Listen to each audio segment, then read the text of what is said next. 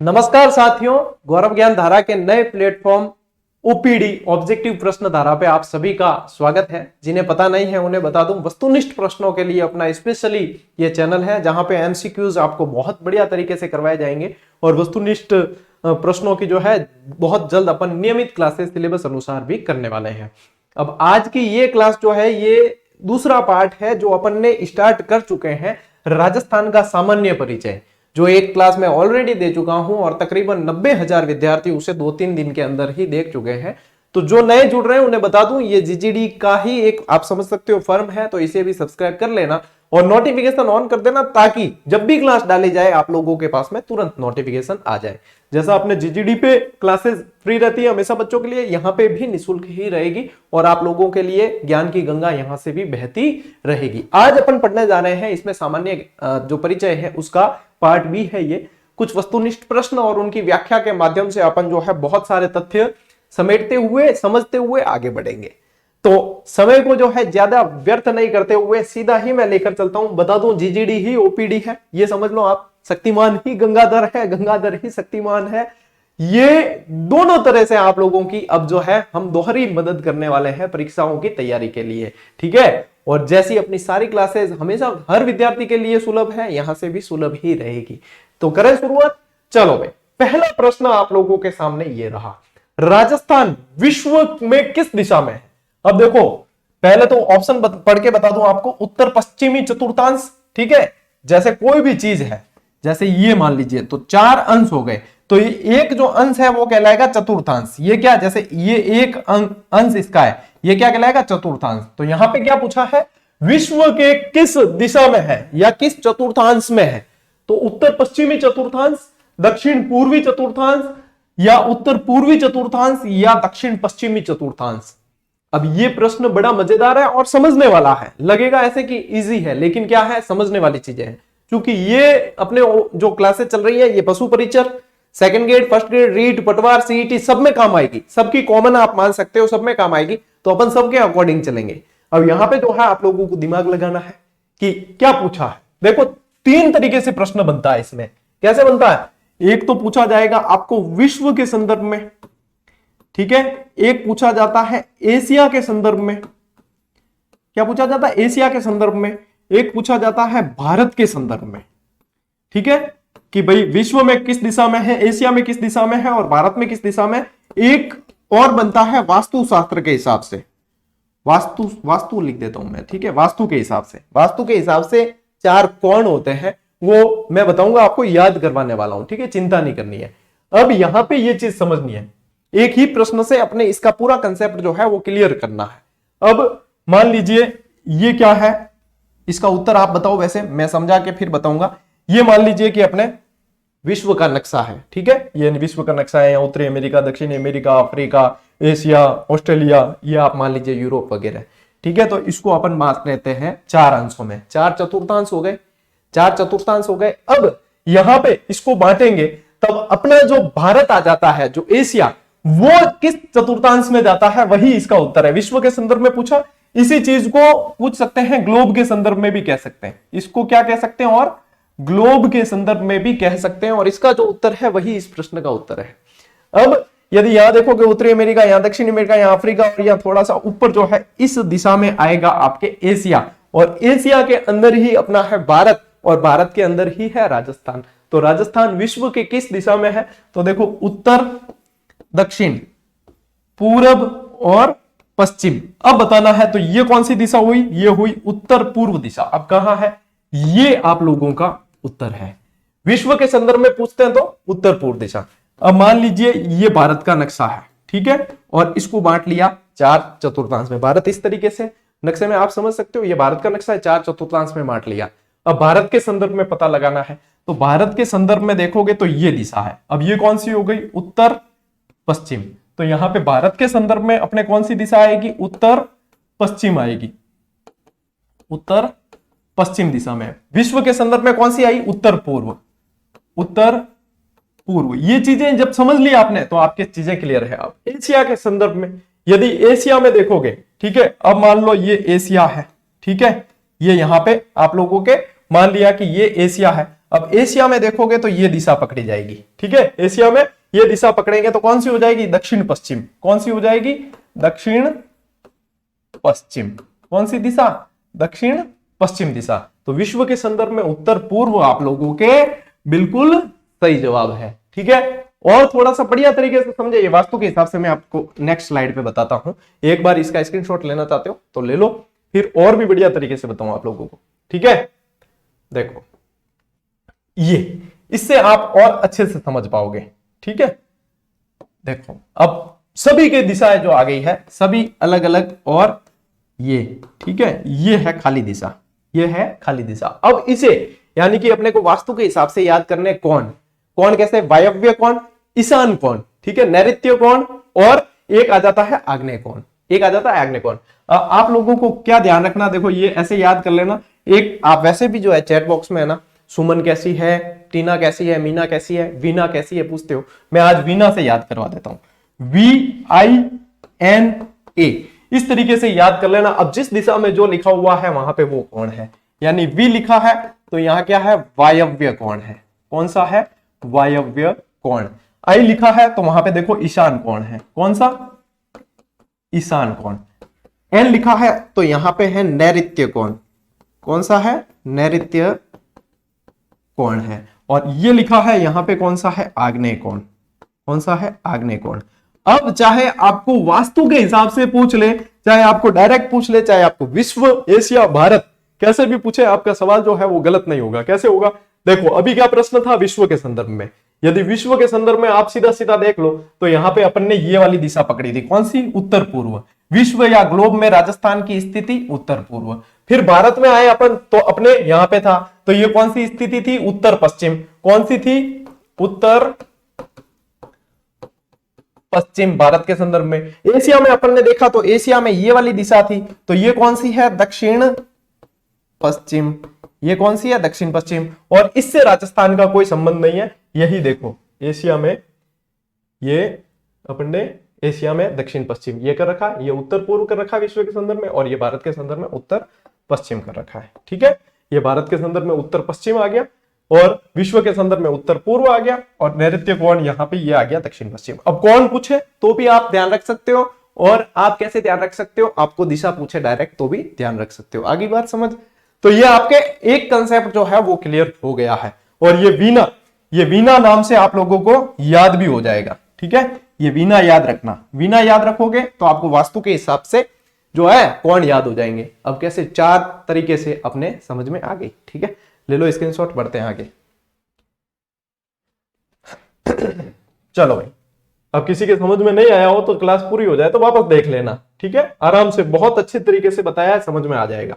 अब आओ नेक्स्ट प्रश्न पे। नेक्स्ट प्रश्न क्या कह रहा है, राजस्थान के संदर्भ में निम्न में से कौन सा कथन सही नहीं है। आप देखो नहीं, ये नहीं शब्द जो है ना वो वास्तव में नहीं दिखता है एग्जाम हॉल में। यहां तो आप भली बहादुरी ठोक लोगे कि हाँ सर हमें तो ध्यान है ये, ठीक है, हमें तो दिख रहा है। अब बताओ सही कौन सा नहीं है, बाकी यानी कि 3 सही है। राजस्थान का उत्तरी बिंदु कोणागांव, दक्षिणी बिंदु बोरकुंडा, पश्चिमी बिंदु गौर माता, पूर्वी बिंदु सीलाना। अब मेरे को पता है जितने जीजीडियन से ज्यादातर धड़ाधड़ उत्तर दे ही देंगे कि हाँ भाई ये है। अब यहां पे यदि अपन थोड़ा सा भारत के जो है पॉइंट देखें उत्तर दक्षिण के, तो भारत के यहां पे देखोगे तो यहां इस तरफ जो है कीबिथू। वैसे भारत पढ़ने का काम पड़ेगा तब मैं आप लोगों को और भी अच्छी तरीके से बताऊंगा इसमें थोड़ा सा। यहां पे यदि देखोगे आप तो कन्याकुमारी है यहां वैसे, और वैसे देखोगे तो इंदिरा पॉइंट है, ठीक है, कन्याकुमारी इंदिरा पॉइंट है। यहां पे देखोगे तो इंदिरा कॉल है, ठीक है, इंदिरा कॉल है, इंदिरा पॉइंट है। और यहां पे है गौर माता कह दो या गौहर माता कह दो, गौहर माता कह दो चाहे, ठीक है। अब ये किसके संदर्भ में, भारत, राजस्थान की बात हो रही है। यहां पे किसकी बात हो रही है, राजस्थान। फिर एक चौकड़ी मारो, ठीक है। अब देखो राजस्थान की बात हो रही है तो यहां पे कौन सा जिला है, श्री गंगानगर उत्तर में। दक्षिण में कौन सा जिला है, सबसे दक्षिण बांसवाड़ा, ठीक है। सबसे पश्चिम में कौन सा है, सबको ध्यान है, जैसलमेर। महाराज ने पूछाने रो काम नहीं, जैसलमेर। और इस साइड क्यों है, इस साइड है धौलपुर, धौलपुर। ये तो क्या बात हुई, ये तो बात हुई है अपने बड़े बड़े जिले देखे हैं, क्या देखे हैं, जिले।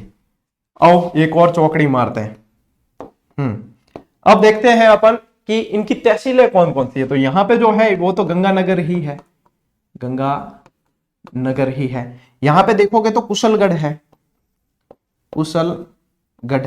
यहां पे है राजाखेड़ा, राजाखेड़ा। और यहां पे है सम। भाई पूरा पोस्टमार्टम, प्रश्नों का पूरा पोस्टमार्टम, सब चीजें व्यवस्थित तरीके से समझ में आए। ये है तहसीलें, ये क्या बताई मैंने, तहसीलें बताई। ये क्या बताए, जिले। लेकिन यहां प्रश्न क्या पूछा है, यहां पे तो स्थान पूछा है। तो इसका उत्तर जो है गलत बताना है, वो ये है, ठीक है।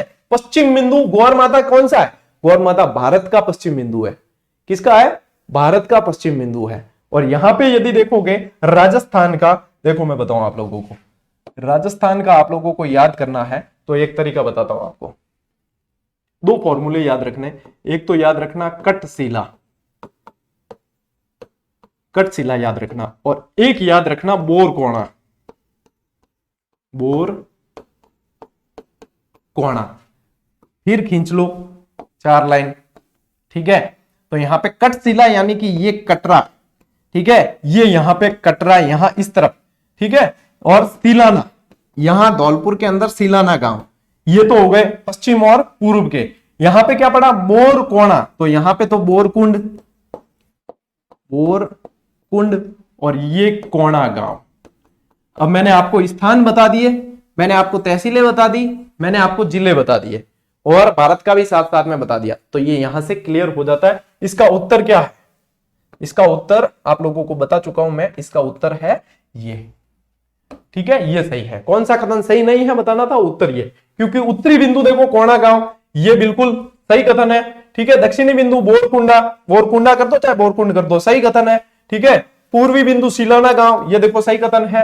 और यहाँ पे पश्चिमी जो है गौर माता नहीं है, कटरा है, ठीक है। तो यहां देखो कट शिला, पश्चिमी कट और पूर्वी सिलाना, यहां पे बोर कोणा, दक्षिणी बोर और उत्तरी कोणा। ये ट्रिक्स है, ये क्या है, ये ट्रिक्स है। वैसे अपन ज्योग्राफी जो है पढ़ेंगे बहुत जल्द जीजीडी पे, तब आप लोगों को मैं बहुत अच्छी तरीके से याद करवा दूंगा, चिंता करनी नहीं है। यहाँ पे जो है स्क्रीनशॉट लेना हो तो ले लेना, बाकी वस्तुनिष्ठ में तो कंसेप्ट समझो आप, स्क्रीनशॉट लेना, कंसेप्ट समझना, ये सारी चीजें अपन जीजीडी पे करेंगे। वहां पे स्क्रीनशॉट, पीडीएफ सब कुछ देंगे, और इसकी भी पीडीएफ मैं देता हूं। पहली क्लास की ओपीडी की पीडीएफ दे दी है। और ओपीडी बता दूं, ये अपना नया चैनल है, इसको सब्सक्राइब करना भूलना नहीं है। ऐसे ही क्लासेस पूरे प्रश्नों के पोस्टमार्टम के साथ नियमित एमसीक्यू फ्री बैचेस हम बहुत जल्द लॉन्च करने वाले हैं, ठीक है। चलिए स्क्रीनशॉट ले लीजिए, बढ़ते हैं आगे। आगे बात समझ, एक प्रश्न पढ़ना है तो उसको पूरा समझना है, ये हमारी थ्योरी है। चलिए एक तरीके से समझ लिया, दूसरी तरीके से समझो। और यदि यहां पे क्या होता है, एक तो अक्षांश रेखाएं होती है, अक्षांश होती है आडी, और एक होती है देशांतर, देशांतर होती है खड़ी, ठीक है। ये जो रेखाएं हैं वो देशांतर कहलाती है, और ये जो रेखाएं हैं वो अक्षांश कहलाती है। अब अपन ने क्या पढ़ा, राजस्थान का उत्तरी बिंदु कोणा गांव श्री गंगानगर, राजस्थान का दक्षिणी बिंदु बोरकुंड गांव बांसवाड़ा, राजस्थान का पूर्वी बिंदु सिलाना गांव धौलपुर, राजस्थान का पश्चिमी बिंदु अपने कटरा गांव जैसलमेर, ठीक है। ये जो है इसको अभी अपन चेंज करते हैं, रुको। अब यहां पे बात करें अपन किसकी, कि इसका विस्तार कितना है। तो इसका विस्तार देखो, यदि देखोगे तो यहां पे 23 डिग्री 12 मिनट से लगा के, और ये देखो यहां पे, ये यहां से शुरू होता है, ठीक है। 23 3 से लगा के 30 12, 23 3 से लगा के 30 डिग्री 12 मिनट। ये तो है अक्षांश, अपने देशांतरीय विस्तार, यहां पे कह सकते अक्षांशीय विस्तार। और देशांतरीय विस्तार अपना जो है यहां पे 69 डिग्री 30 मिनट से लगा के 78 डिग्री 17 मिनट, 78 डिग्री 17 मिनट। ये हो गया इसका देशांतरीय विस्तार। ये देशांतर रेखाएं हैं और ये अक्षांश रेखाएं हैं, ठीक है। और ये जो जाल होता है, इससे क्या ये जाली बन गई, इसको कहा जाता है ग्रिड। इसको क्या कहा जाता है, ग्रिड कहा जाता है। अक्षांश देशांतर रीट वालों के टॉपिक है, उसमें मैं और भी अच्छे से अक्षांश देशांतर आपको करवाऊंगा। अब यहाँ पे और चीजें क्या निकल के आती है, देखो ये चीज समझ में आ गई, अक्षांश देशांतर आ गया, इसका विस्तार आ गया। अब यहाँ पे अंतर पूछ ले कि इसका अक्षांशों के मध्य अंतर कितना है। तो ये देखो, इसमें से ये घटाओगे ना आप 30/12 में से ये, तो यहां पे आपको ध्यान रखना है 60 डिग्री 9 मिनट का अंतर है, और यहां पे ये घटाओगे तो ये आएगा आपके 8 डिग्री 47 मिनट का अंतर है। ये क्या है? अंतर।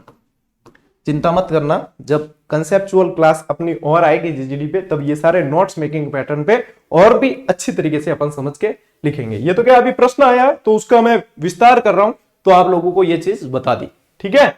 तो यहां ये समझ गए। अब देखो, राजस्थान का यहां से पूर्व से और पश्चिम तक का जो विस्तार है, पूर्व से पश्चिम तक की दूरी यदि आपको पूछे तो वो है 869 किलोमीटर। पूर्व से पश्चिम, और 826 किलोमीटर भी ध्यान रखनी है, 826 किलोमीटर उत्तर से दक्षिण। उत्तर से दक्षिण, ये जो है उत्तर से दक्षिण वो 826 और ये 869।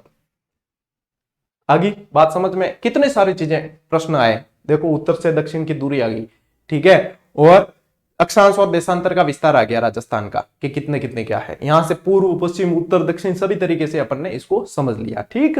तो स्क्रीनशॉट ले लो और अपन बढ़ते हैं आगे।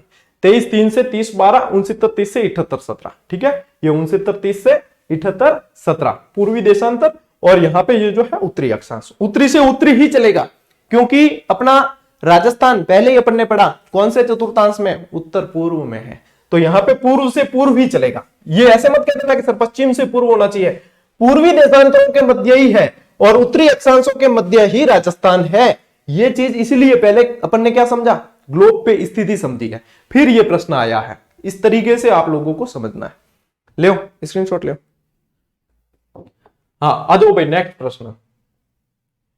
नेक्स्ट प्रश्न है, निम्न में से कौन सा कथन गलत है? वापस यहां पे क्या आ गया? गलत कथन। क्या पहचानना है? गलत कथन। राजस्थान का क्षेत्रफल 34/39 वर्ग मील है। राजस्थान भारत के उत्तर पश्चिम दिशा में स्थित है। राजस्थान की उत्तर से दक्षिण की दूरी 826 किलोमीटर है। राजस्थान की उत्तर दक्षिण व पूर्व पश्चिम की दूरी, उत्तर से दक्षिण और पूर्व पश्चिम की दूरी में अंतर 43 किलोमीटर का है। बताओ अब इसमें से गलत कौन सा है? अब इतनी तो अपन जो है कंसेप्ट अभी समझ के आए हैं, इसमें से गलत कौन सा है? बताओ, उत्तर खड़काओ जल्दी।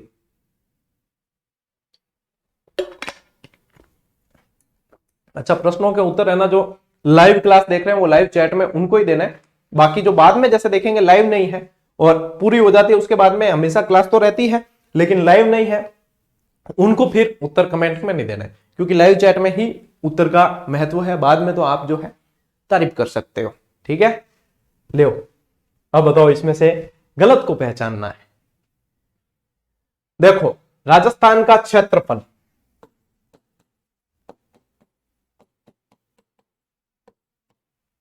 ठीक है, एक तो ये, एक राजस्थान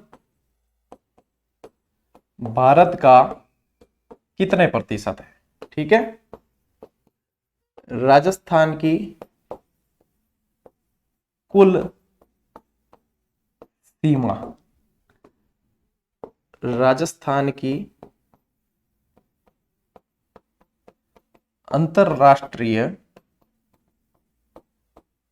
सीमा, ये सारी चीजें अब अपन इसमें पढ़ने वाले हैं, ठीक है। हाँ, उत्तर देखो, अभी अपन ने पढ़ा कि इसका जो विस्तार है 869 और 826। अब घटाओ, 9 में से 6 गए 3, 6 में से 2 गए 43। तो ये 43 वाला ये कथन तो सत्य है कि इसके बीच में अंतर 43 किलोमीटर का है, ये सत्य है। राजस्थान की उत्तर से दक्षिण, अच्छा ये हो गया, राजस्थान भारत के उत्तर पश्चिम दिशा में है, तो ये भारत है, ठीक है, और राजस्थान इस दिशा में है, तो ये जो अपने दिशा है ये उत्तर पश्चिम दिशा ही हुई, तो ये कथन भी सत्य है, राजस्थान उत्तर पश्चिम दिशा में है। और कौन सा है?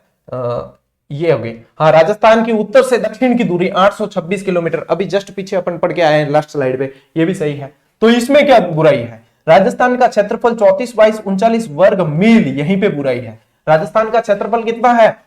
34/39 वर्ग किलोमीटर, वर्ग किमी, वर्ग किलोमीटर है, वर्ग मील नहीं है, वर्ग मील नहीं है, वर्ग किलोमीटर है, ठीक है, वर्ग किलोमीटर। यदि वर्ग मील की बात करते तो 132,140 रोडवेज के एग्जाम में एक बार पूछा गया था, तो वर्ग मील की बात करते तो इतना है, ये ऑप्शन आता 132,140 तब आपके सही होता, बाकी ये है। अब कैसे याद करोगे क्षेत्रफल, तो ऐसे याद रखना, एक अपन के मारवाड़ रहा नहीं तो अपन यूं याद रखना, एक चौथी बाई ही, क्या एक महिला थी जिसका नाम था चौथी बाई, ठीक है। तो चौथी बाई वो 39 वर्ष की थी, कितने वर्ष की, 39। तो कौन थी, चौथी बाई थी, ठीक है, और 39 वर्ष की थी, तो ये याद हो गया क्षेत्रफल, चौथी बाई 39, चौथी बाई 39 वर्ष की थी, 39 वर्ष की थी। वो 10/41 के मकान में रहती थी, एक मकान था जिसका क्षेत्रफल था 10/10.41, ठीक है, 10/41 यानी 10.41। तो भारत का जो राजस्थान प्रतिशत रखता है वो 10.41% है, कितना है, 10.41%। इस चौथी बाई के पास में कुल 5,920 रुपए थे, कितने थे, 5,920 रुपए, जिसमें से इसका एक नालायक पुत्र पाकिस्तान वो जो है 1,070 रुपए लेके अलग हो गया, कितने, 1,070। तो यहां पे राजस्थान की कुल सीमा कितनी है, 5,920। राजस्थान की अंतरराष्ट्रीय सीमा कितनी है, 1,050, और पीछे बचे कितने, 4,850, कितने बचे, 4,850। ये राजस्थान की क्या है, अंतरराज्य सीमा, अंतरराज्य सीमा 4,850 ही है ना, 4,850 किलोमीटर, ठीक है, 1,070, 5,920। अब ऐसे देखोगे तो ये फैक्ट ऐसे याद करने, लेकिन अपन ने क्या किया, इसको एक ट्रिक, एक जो है स्टोरी में लपेट लिया, तो ये क्या है, अपने को हमेशा जो है स्थायी रूप से याद हो जाएगी। तो आप लोगों को स्क्रीनशॉट ले लेना चाहिए।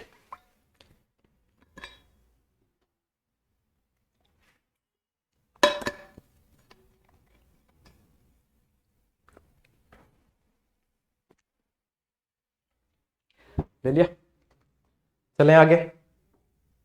नेक्स्ट प्रश्न, बढ़िया प्रश्न है, समझेंगे इसको भी। पेन कहां गई, हाँ। सूर्य की सर्वाधिक तिरछी किरणें राजस्थान के कौन से जिले पे पड़ती है। अब कैसे पता चलेगा कि सूर्य की किरणें जो है राजस्थान कौन से जिले पड़ती है। ऑप्शन है बांसवाड़ा, जैसलमेर, श्री गंगानगर, जयपुर। तो देखो ये जो ग्लोब होता है, ठीक है, इस पे 3 रेखाएं अपन को ध्यान में रखनी होती है, ठीक है। एक तो हो गई अपने 0 डिग्री, ठीक है, 0 डिग्री भूमध्य रेखा हो गई, ठीक है। एक आती है 23.5 डिग्री उत्तरी अक्षांश, 23.1/2 डिग्री उत्तरी अक्षांश, और एक आती है 23.1/2 दक्षिणी अक्षांश, 23.5 डिग्री दक्षिणी और 23.5 डिग्री उत्तरी अक्षांश। तो उत्तरी जो है वो कहलाती है कर्क रेखा, क्या कहलाती है, कर्क रेखा, और दक्षिण वाली जो है वो कहलाती है मकर रेखा। ये वैसे अक्षांश रेखाएं हैं, बीच वाली विषुवत कह सकते हो, भूमध्य कह सकते हो आप, ठीक है। ये 3 अपने को ध्यान में रखनी है। अब अपना जो राजस्थान है वो कहां है, उत्तर पूर्वी चतुर्थांश में है, उत्तर पूर्वी में है, तो अपने कौन सी रेखा आएगी, कर्क रेखा आएगी। कौन सी आएगी, कर्क रेखा आएगी। तो यहां पे यानी कि पहले सूर्य की किरणें देखो यहां सीधी पड़ती है, सीधी पड़ती है, धीरे धीरे यहां से तिरछी होती जाती है। तो यहां पे जैसे ये आ जाता है अपने, ये शीत बिंदु आ जाता है, यहां पे ये शीत बिंदु आ जाता है, जो ध्रुव कहलाते हैं, ठीक है। तो यहां से देखो यहां तक पूरी पहुंच नहीं पाती, तो यहां पे बर्फ जमी रहती है पूरी, यहां और यहां, यानी कि तिरछी होती जा रही है, यहां से भी तिरछी होती जाएगी। अब यहां पे, ठीक है, यहां इस चीज को समझने के लिए अपन को क्या समझना होगा कि राजस्थान में से क्या गुजरती है, कर्क रेखा गुजरती है। क्या गुजरती है, कर्क रेखा। और राजस्थान के 2 जिलों से कर्क रेखा गुजरती है। कहां से, 2 जिलों से। कौन कौन से 2 जिले, एक तो बांसवाड़ा जिसमें से सबसे ज्यादा गुजरती है, और एक गुजरती है नंबर 2 डूंगरपुर, नंबर 2 डूंगरपुर। डूंगरपुर का स्पेशली जो है चीखली गांव आप लोगों को ध्यान में रखना है, चीखली गांव। अब ज्यादा नहीं है, 26 किलोमीटर ही गुजरती है, कई किताबों में 28 होगा, कोई दिक्कत नहीं है, 1-2 किलोमीटर, क्योंकि ये कोई रेखा नाप नहीं सकते, ये तो एक अनुमान है, काल्पनिक रेखा है। कर्क रेखा किसी ने देखी नहीं है, काल्पनिक रेखा है, ये सारी जो है चीजों को, मौसम को समझने के लिए, ठीक है, अक्षांश रेखा है। तो यहां पे क्या ध्यान रखना है, 2 जिलों से गुजरती है, यानी कि ये जहां से गुजरेगी वहां सबसे सीधी किरणें पड़ेगी सूर्य की, फिर जैसे जैसे ऊपर की तरफ जाएंगे तो तिरछी होती जाएगी। तो यहां पे सब क्या पूछा है, तिरछी किरणें कौन से जिले पर पड़ती है, तो सबसे ऊपरी, सबसे उत्तरी जिला कौन सा है, श्री गंगानगर है। कहां पड़ेगी, श्री गंगानगर। यदि पूछ दे सबसे सीधी किरणें कहां पड़ती है, तो बांसवाड़ा में आता। यहां पे क्या पूछा है, तिरछी। सीधी पूछते तो बांसवाड़ा उत्तर होता, यहां पे पूछा है तिरछी, तो ये उत्तर होगा। अच्छा, कर्क रेखा जो है, इसमें एक चीज और बताऊं मैं आप लोगों को कि कर्क रेखा में एक चीज और ध्यान रखना, राजस्थान के 8 राज्यों से गुजरती है।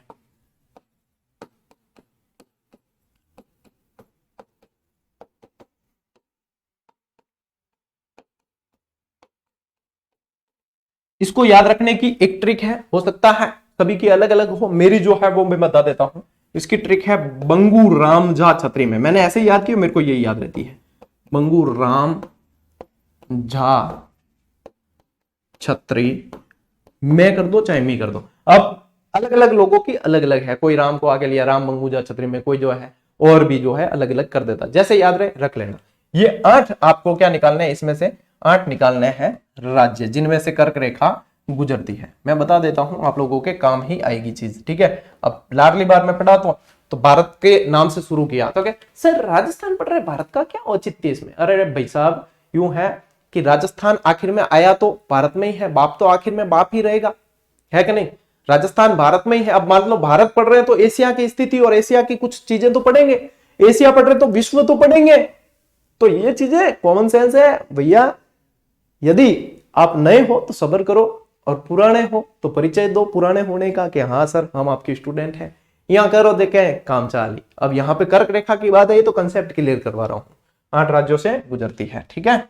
अब देखो यहां से ब से याद रखना है बंगाल, बस यानी कि पश्चिम बंगाल, ठीक है। यहां से याद रखना है गुजरात, गुजरात। यहां रा से अपना राजस्थान, ठीक है। और यहां से मध्य प्रदेश, मध्य प्रदेश, ठीक है। अब ये झारखंड, जहां से झारखंड, जहां का धोनी भी है और ईशान किशन भी है, ठीक है। यहां 6 से छत्तीसगढ़, छत्तीसगढ़। और यहां 3 से त्रिपुरा, त्रिपुरा। और इस मी से मिजोरम। गिनो कितने हुए, 1 2 3 4 5 6 7 और 8। और राजस्थान के कितने हैं, 2 जिले हैं। राजस्थान के कितने, 2 जिले, डूंगरपुर और बांसवाड़ा। आगे बात समझ ले, स्क्रीनशॉट मत कहो। एक चीज एक तरीके से और बताता हूं, जब आए हैं तो पूरा ही पोस्टमार्टम करके चलेंगे, क्योंकि प्रश्न जो है कैसे भी बन सकता है। अब देखो ये सूरज है, ये सूरज पड़ रहा है, ये क्या है, कर्क रेखा। यहां से क्या निकल रही है, कर्क रेखा। सीधापन देखोगे तो बांसवाड़ा आएगा, तिरछापन देखोगे तो गंगानगर आएगा, क्योंकि तिरछी पड़ती जाएगी। अब देखो इसी क्रम में आप लोगों को क्या सर ये क्या लिखा हुआ है, भाई ये पूछ सकते हैं, क्रम पूछ सकते हैं कि तिरछेपन का क्रम क्या है, मान लो भविष्य में पूछ ले तो ध्यान रखना। ये देखो बांसवाड़ा, बांसवाड़ा के बाद में फिर डूंगरपुर, फिर प्रतापगढ़, उदयपुर, राजसमंद, पाली, जोधपुर, नागौर, बीकानेर, चूरू, हनुमानगढ़ और गंगानगर।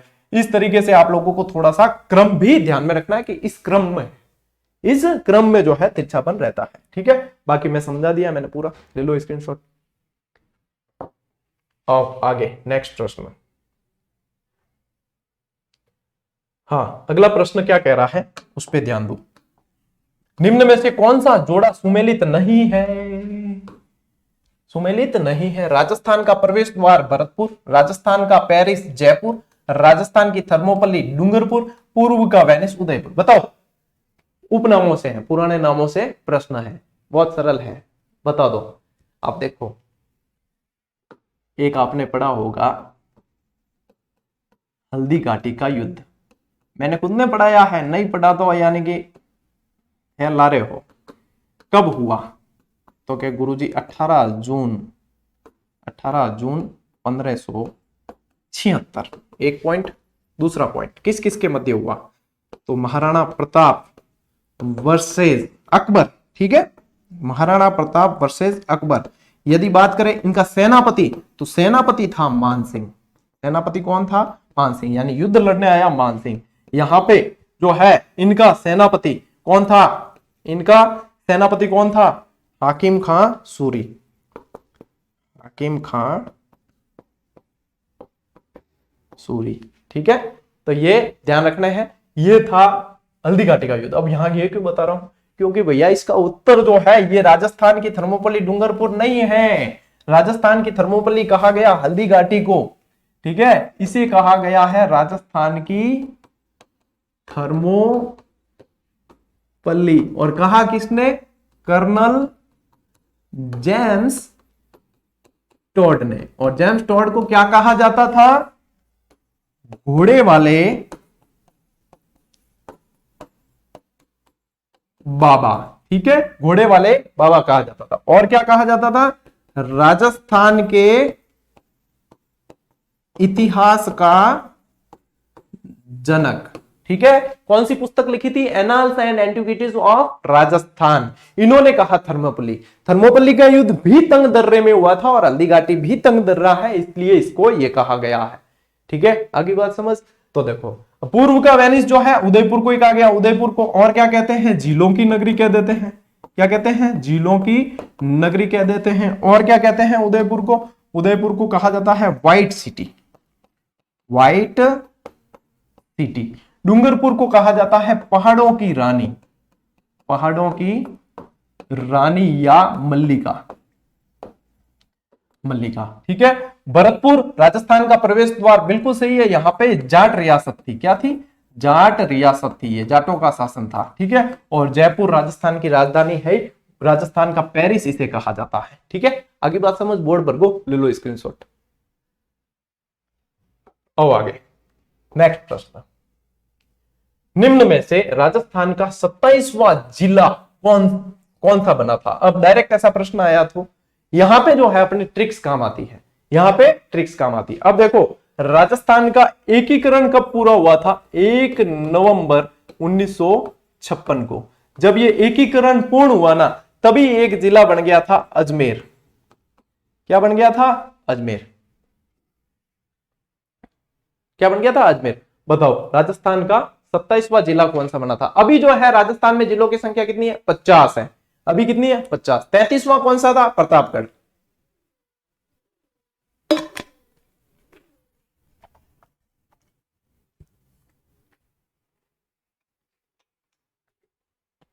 एक ट्रिक बताऊं आप लोगों को।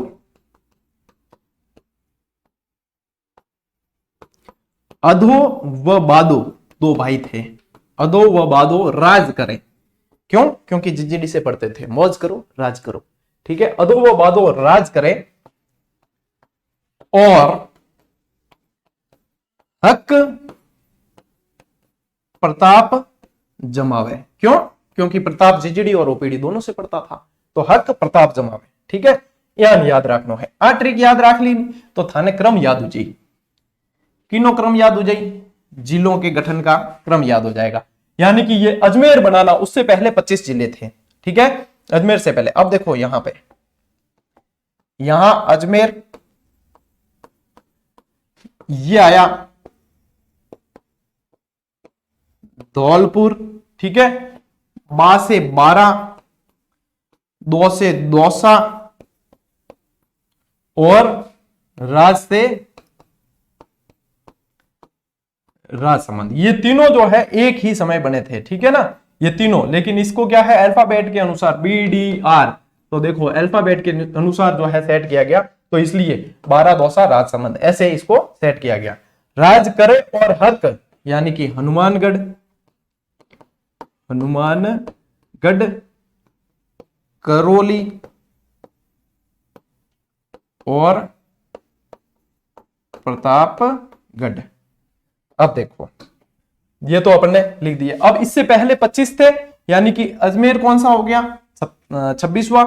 धौलपुर कौन सा हुआ? 27वां, 27 नंबर। फिर BDR। ठीक है, 28, 29 और BDR 30, 31, हक प्रताप जमावे 32 और 33। 26 जनवरी 2008 को प्रतापगढ़ परमेश चंद्र समिति से बन गया। तो इस तरीके से आप लोगों को क्रम याद रखना है। ठीक है, तारीखें जो है जीजीडी पे मैं करवाऊंगा आपको जब डिटेल, तब बता दूंगा सभी की वापस। ठीक है, 15 अप्रैल 10 अप्रैल सारी आपको याद करवा देंगे। ठीक है ना, अभी एक बार आप स्क्रीनशॉट ले लीजिए। 26वां अजमेर, 27वां धौलपुर, 28वां बारा, 29वां दौसा, 30वां राजसमंद, 31वां हनुमानगढ़, 32वां करौली और 33वां प्रतापगढ़। और उसके बाद में जो है अब नए बने हैं वो सारे के सारे आ जाते हैं। ठीक है, चलो नेक्स्ट प्रश्न। जनवरी 1950 में आबू देलवाड़ा को छोड़कर शेष सिरोही रियासत का विलय राजस्थान में कर दिया गया था।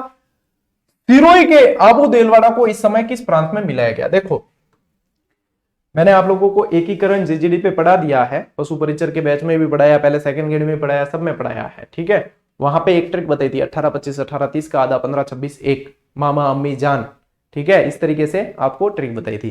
तो वह तारीखें सारी आपके दिमाग में फिट कर दी थी। उस समय अपन ने एकीकरण बहुत तबियत से पढ़ा और सारी चीजें जानी कि कैसे क्या हुआ था। तो उस समय क्या हुआ, जनवरी 1950 में माउंट आबू जो क्षेत्र है, हिल स्टेशन है, उसको लेकर जो है बहुत उठापटक चल रही थी कि भाई सिरोही को किस तरफ मिलाया जाए, भाषाई आधार पे यहां मिलाया जाए, पर्यटन स्थल यहां मिलाया जाए।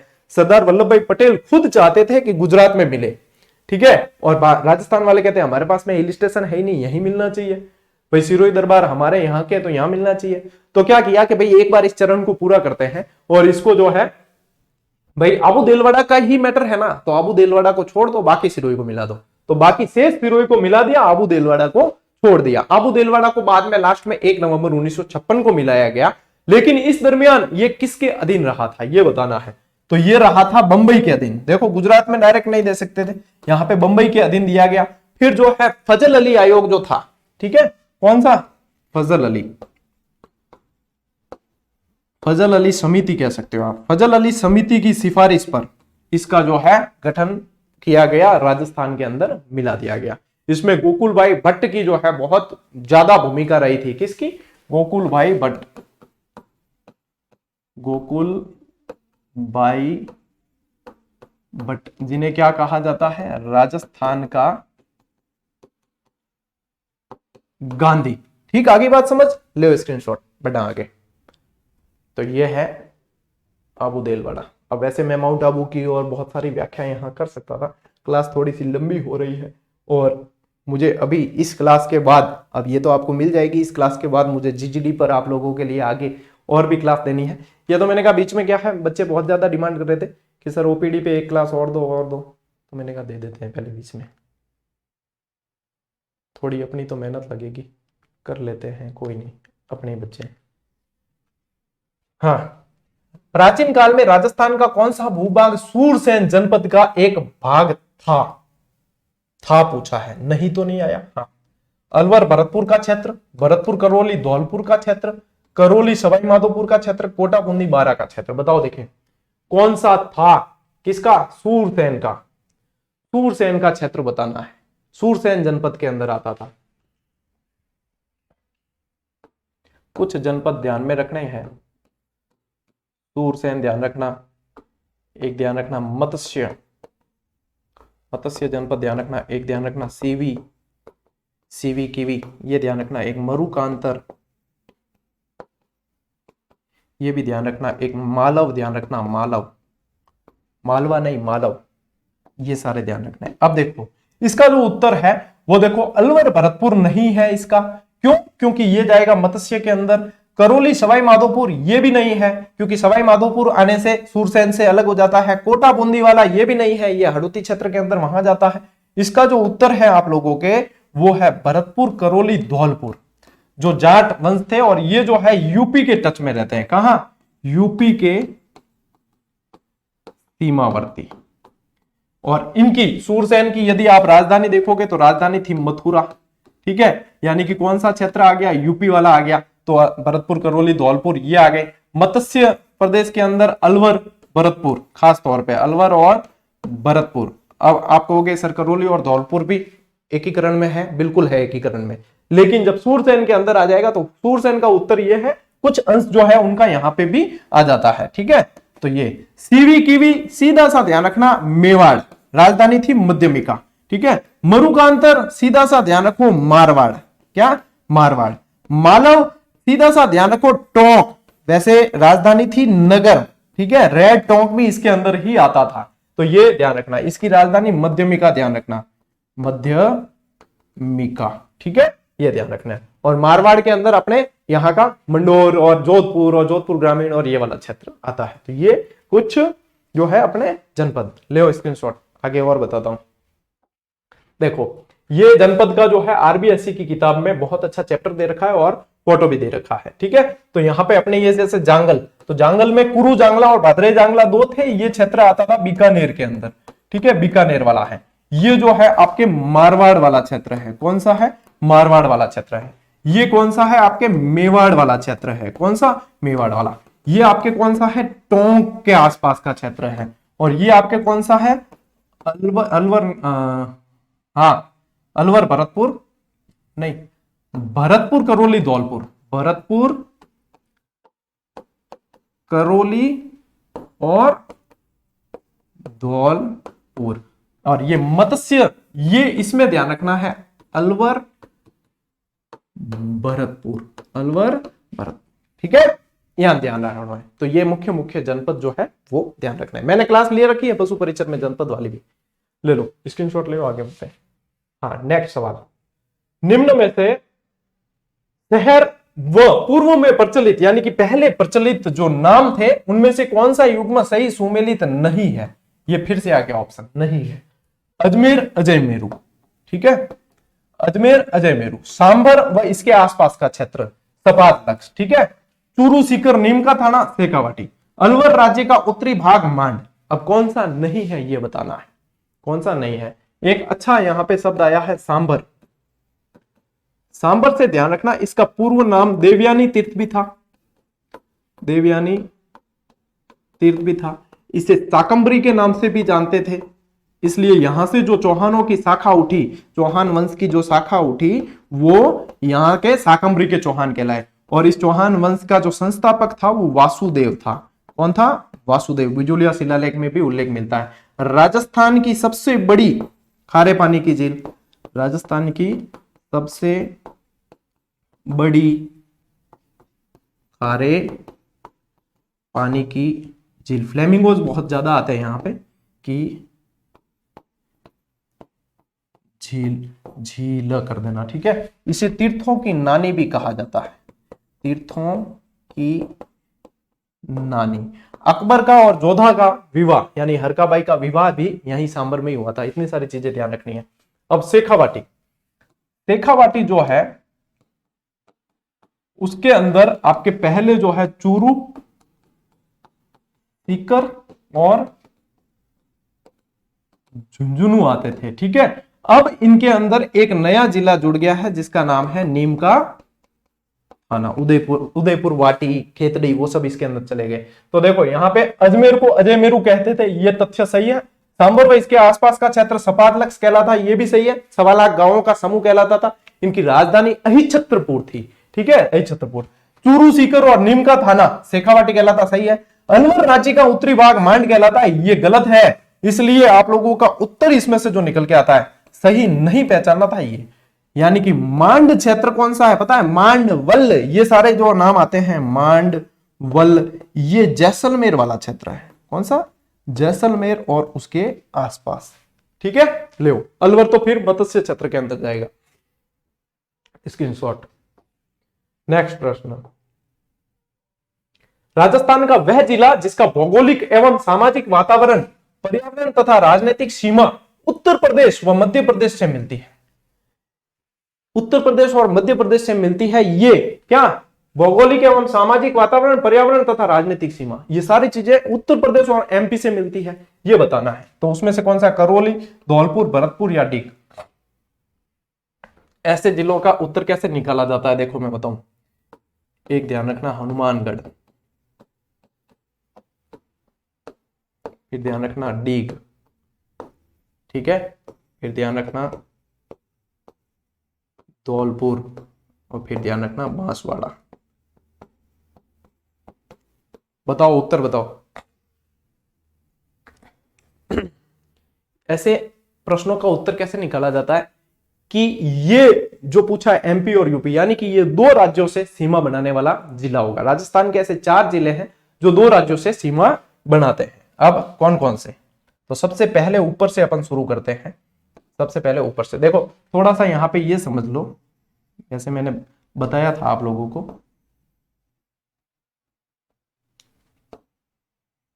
थोड़ा सा अपन जो है नक्शा रफ बना के समझ लेते हैं कि भाई यहां से सीमा अपनी अंतरराज्य जो है शुरू होती है। तो यहां पे सबसे पहले अपने क्या था? पंजाब, ठीक है। फिर यहां सीमा बनाता है हरियाणा, हरियाणा के बाद में सीमा बनाता है यूपी, यहां बनाता है एमपी, और यहां बनाता है गुजरात, और यहां बनाता है पाकिस्तान। ठीक है, इस तरीके से राजस्थान की बॉर्डर लगती है। अब अपने यहां पे क्या ध्यान रखना है कि ये हनुमानगढ़, तो हनुमानगढ़ जो है वो सीमा बनाएगा पंजाब प्लस हरियाणा, पंजाब प्लस हरियाणा। ठीक है, अब देखो दूसरा डीग, डीग किससे बनाएगा, तो हरियाणा तो आ गया, हरियाणा।